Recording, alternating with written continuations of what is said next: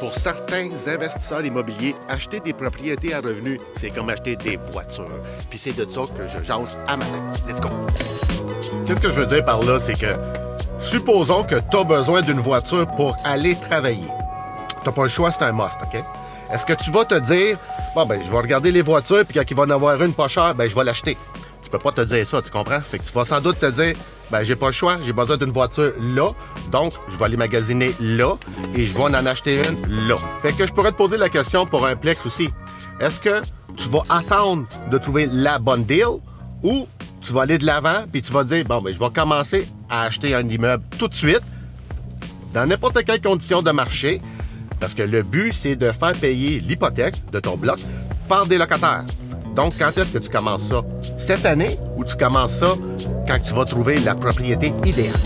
Je vais te conter le cas vécu de deux de mes clients, investisseurs immobiliers, puis tu me diras lequel entre les deux qui te ressemble le plus. Le premier, on va l'appeler Paul. Il s'appelle pas Paul, mais si je dis son vrai nom, il va se reconnaître. Donc, on va l'appeler Paul. Paul, il veut acheter un triplex en Outaouais, Gatineau, Wall, Masson, Buckingham, whatever, ici, dans la région. Maximum 700 000 $, puis il veut qu'il soit rentable et pas trop de rénovation à faire. OK? C'est quand même assez simple. Maintenant, Ginette, même chose que Paul, 700 000 $ maximum dans un plex, mais elle veut qu'il soit dans un secteur A1. Ça veut dire un secteur prime location qu'on appelle. Genre, c'est comme le meilleur secteur en Outaouais. Donc, tu vois que les critères sont un peu différents. Ils ont le même prix, 700 000 $, tandis que Paul, lui, c'est je veux pas trop de rénovation, puis je veux qu'il soit rentable. Ginette, c'est localisation, c'est ça qui compte. Et aussi, très important, pour Ginette et Paul, ils veulent investir pour du long terme. Et ça, c'est très important. Sinon, si ça serait du court terme, la vidéo ici, elle tient pas pantoute. C'est sur du long terme. Bon, ben comment que se sont passées les visites avec Paul? Ben, super simple. Avec Paul, vu que son terrain de recherche, il était tellement grand, versus Ginette, que Ginette avait une petite localisation, qu'elle voulait juste avoir les prime locations, tu comprends? Fait que ça, il n'y a pas beaucoup de blocs versus Paul. Paul, il y en avait une tonne. Donc, on a visité en masse, on a fait des offres d'achat, il y en a qui ont été refusées, pas refusé, mais on s'est fait battre par des surenchères. Fait que Paul, il veut quelque chose de rentable. Donc, il ne peut pas trop aller en surenchère, tu comprends? Puis l'autre problème qu'on a rencontré aussi, ben, les propriétés neuves sont extrêmement chères. Puis la majorité des plex, les revenus sont pas là, tu sais, ils reflètent pas le prix de vente. Donc, Paul, il a eu bien de la misère à trouver un plex rentable. Bon, ben, comment que ça se passe maintenant avec Ginette? Avec Ginette, ça a quand même été super facile point de vue visite. On n'en a pas fait de visite ben, tu comprends? Il n'y a pas beaucoup de blocs en vente dans les secteurs en demande. Je ne vais pas dire qu'il n'y en a pas présentement, mais dans le temps que je le regardais avec Ginette, il n'y en avait pas beaucoup, tu sais. Fait que, versus Paul, vu que son secteur il est grand, comme je te disais, il y en avait en masse. Avec lui, il en a fait des visites. Ginette, beaucoup moins. Mais à chaque fois qu'il y en avait un bon, ben, on allait le visiter. Dans la même journée, il y avait 2, 3, 4, 5, 6 offres sur la propriété. Donc, c'est ça, un des gros problèmes que Ginette a rencontré, c'est qu'à chaque fois qu'elle en envoyait un, tout le monde le voulait en même temps qu'elle. C'était le gros problème. Bon, mais maintenant, on passe aux choses sérieuses. Qu'est-ce qui est arrivé avec Paul et Ginette? Parce que ces histoires-là, c'est arrivé il y a 4 ans. Aujourd'hui, ils sont rendus où, ces deux personnes-là? On va commencer par Ginette, cette fois-là. Ben, Ginette, elle a acheté la première année qu'on s'est rencontrés, qu'on a commencé à visiter, où ce qu'elle disait que tout était cher, puis elle se faisait battre en surenchère, etc., etc. Elle en a acheté un quand même là, t'sais. Son objectif à elle, c'était qu'il soit dans un quartier en demande. Genre, je mets une pancarte à louer, puis j'ai 15, 20, 30 appels, genre, dans 5 minutes. Tu comprends? C'est ça que je veux dire. Quelque chose en demande. Fait qu'elle, elle a réussi. Son prix d'achat était de 700 000 $ comme son objectif. Les revenus de la bâtisse étaient pour le premier logement 900 $, le deuxième 1100 $ et le troisième 1250 $. Puis ça nous apporte un revenu mensuel de 3250 $ par mois, 39 000 $ par année.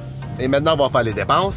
Ginette, elle a mis 20 % de mise de fonds, ce qui équivaut à 140 000 $, avec un taux d'intérêt de 5 %, amortissement sur 25 ans. Les taxes scolaires et municipales, j'ai mis 7 000 $ et pour les assurances, j'ai mis 2 000 $. Ça nous amène à un paiement mensuel de 4 025 $ par mois. Donc, si on calcule les dépenses moins les revenus, ça nous amène à une perte de 775 $ par mois, 9 300 $ par année. Donc, la première année, comme tu peux voir, Ginette a perd 9 300 $. Mais elle l'a acheté quand même. Alors, regarde bien pourquoi. À la deuxième année, Ginette, elle a augmenté le loyer du numéro 1 de 900 $ à 1 250 $. Le logis numéro 2, elle l'a monté de 900 à 1 175. Et le logis numéro 3, de 1 250 à 1 350. Donc, l'augmentation de ces 3 loyers, ça lui fait 525 $ de plus par mois, 6 300 $ de plus par année. Puis là, comme tu peux voir, l'année numéro 2, Ginette ne perdra plus 9 300 $ comme la première année. Là, elle va perdre 3 000 $. Puis là, regarde bien ce qui se passe à la troisième année. En troisième année, le locataire numéro 2 de 1 175 quitte et on augmente le loyer à 1 300 $. Le locataire numéro 1 monte de 1 250 à 1 300. Le locataire numéro 3 de 1 350 à 1 400. Les augmentations totales des 3 loyers ici, ça lui donne 275 $ de plus par mois pour un total de 3 300 $ de plus par année. Juste avec les augmentations ici, Ginette, elle augmente encore son revenu mensuel de 275 $ de plus par mois, 3 300 $ de plus par année. Puis là, en troisième année, au lieu de perdre 3 000 $ comme la deuxième année, elle perd juste 300 $. Bon, ben là, en quatrième année, c'est là que le fun commence. Le locataire numéro 3 quitte qui était à 1 450 et on l'augmente à 1 550. Le locataire numéro 1, on le monte de 1 300 à 1 350. Et le locataire numéro 2, de 1 300, on le monte à 1 425. Là, comme tu peux voir ici, c'est pas des augmentations si dramatiques que ça. C'est pas des gros montants. La première année, oui, c'était un petit peu plus tough. On n'a pas eu le choix. Il fallait monter les loyers qui étaient tellement bas, t'sais. Mais regarde, là, c'est correct. Puis là, à l'année numéro 4, Ginette, elle n'a pas juste fait 300 $. Là, elle a fait 3 600 $. Bien là, c'est sûr que j'ai pas compté s'il y a un locataire qui t'a pas payé, s'il y a eu quelque chose qui a brisé, puis il a fallu que tu rénoves. Regarde. Hein, tu comprends, là? Ça, c'est l'autre argument sur le côté négatif, mais l'autre côté positif, je pourrais aussi dire, bien, ça fait 4 ans que Ginette a payé son mortgage. Fait que tu comprends que l'hypothèque abaisse. Ça, c'est un plus. Mais le plus beau dans l'histoire, c'est pas ça. C'est que la bâtisse de Ginette qu'elle a achetée à 700 000 $ il y a 4 ans, aujourd'hui, dans les secteurs comme Hall-Elmer, ben ça vaut 850, 900, même plus. Aujourd'hui, les revenus à Ginette sont 52 200.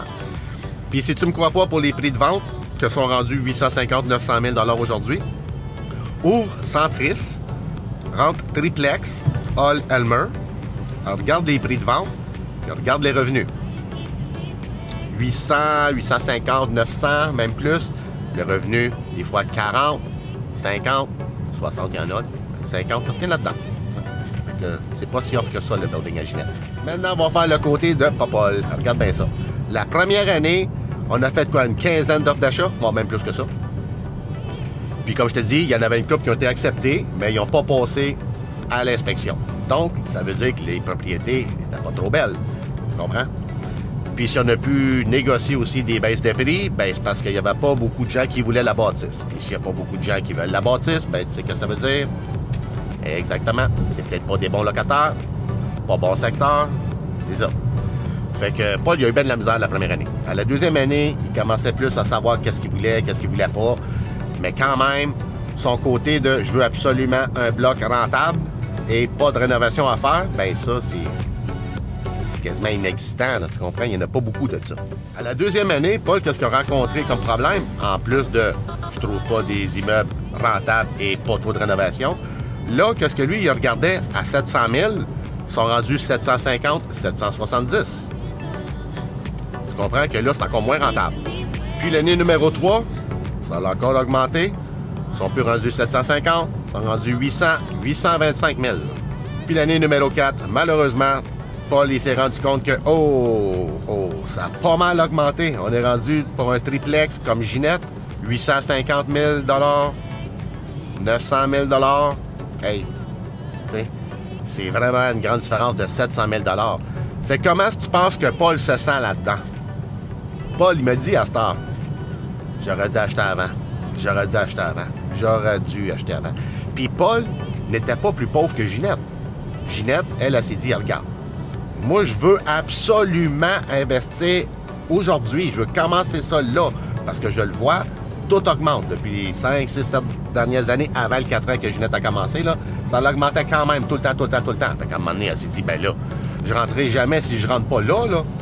Fait que c'est ça qu'elle s'est dit. Fait qu'elle est allée de l'avant. Mais Paul, non. Puis penses-tu que Paul va pouvoir rentrer aujourd'hui? Encore moins.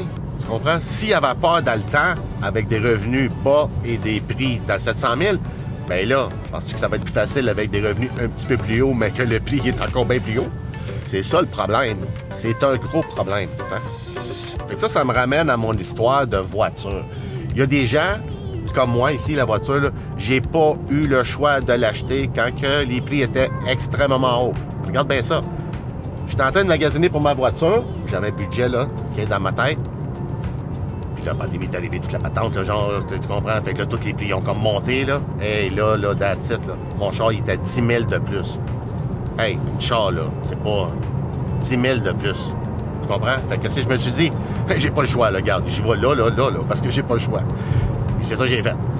L'année d'après, c'est sûr, il a encore augmenté encore un peu, mais je le sais, c'est pas pareil, un char et une maison, tu sais. Aujourd'hui, ça vaut plus grand-chose, là. Tu comprends? Oui, j'ai payé pour rien. Mais pour un bloc, pour une maison, tu ne paieras jamais pour rien, là. Si tu prends dans un bon secteur, etc., il y a plein de choses en ligne de compte. Mais en général, l'immobilier, ça reste toujours une bonne valeur, puis ça ne baisse pas. Comme je dis toujours aux gens, en Outaouais, ça n'a jamais baissé depuis que je fais ça en 2008. Puis avant ça, je faisais des maisons neuves, maisons l'abri, ces affaires-là. On ne baissait pas les prix, on les augmentait. Même quand ça n'allait pas bien, le bois t'a cher, ci, ça. Les prix sont toujours à la hausse. Pourquoi? Comme que je dis toujours, puis je me répète, parce qu'on ne bâtit pas assez en Outaouais. C'est la principale cause pourquoi que tout est cher ici. Si tu ne me crois pas, va juste voir la définition de l'offre et la demande. C'est aussi simple que ça. Il y a trop de demandes pour l'offre. Là, tu vas te dire, mais pourquoi qu'on n'offre pas plus? On va faire une autre vidéo là-dessus. Mais c'est très politique. Pourquoi qu'on ne construit pas plus? On parle souvent le coût des matériaux sont chers, pénurie d'employés, blablabla, la main-d'œuvre, ça. Non. Oui, mais le gros du problème, c'est politique. Fait qu'au fond, t'es comment? T'es-tu plus comme Ginette ou t'es plus comme Paul? Ou si t'es plus comme Paul, ben que c'est que Ginette elle a pas correct. Puis si t'es plus que Ginette, ben qu'est-ce que Paul y a de pas correct? Qu'est-ce que toi t'aurais fait? C'est ça la question. Là, message pour les gens de Montréal, dans le secteur là-bas. Combien est-ce qu'ils valent les triplex dans votre coin? 1 million? Ici, c'est bien moins cher que chez vous. Une autre question pour toi. Combien sont les revenus de là-bas, Montréal, pour un 2 chambres à coucher? Versus ici, en Outaouais. Ben, moi, je vais te le dire, nous, ici, c'est bien plus cher que chez vous. OK? Mon père, il est plus fort que le tien. Non, mais c'est ça que c'est. Gatineau, c'est comme ça. Les immeubles à revenus sont moins chers qu'à Montréal et les revenus des loyers ici sont beaucoup plus chers qu'à Montréal. Donc, ça veut dire quoi, ça? Ça veut dire qu'il est temps que tu m'appelles puis que tu investisses ici, même si tu restes là-bas. Ça n'a pas rapport. L'important, c'est d'investir dans une place que c'est rentable. Pour la gestion, je m'en occupe. Si tu veux savoir comment est-ce que je peux m'occuper de ta gestion, ben, tu m'appelles. Je vais t'expliquer en long et en large tous les détails de mon service, mes services, je devrais dire. All right? Fait que si tu veux en savoir plus, appelle-moi. Je suis là 7 jours par semaine. Puis pour les gens qui sont d'ici, ben là, c'est pas compliqué. Tu m'appelles, là, tu me textes, puis on visite à partir de demain matin. All right? Fait qu'on se revoit dans une prochaine vidéo. Merci. Bye bye.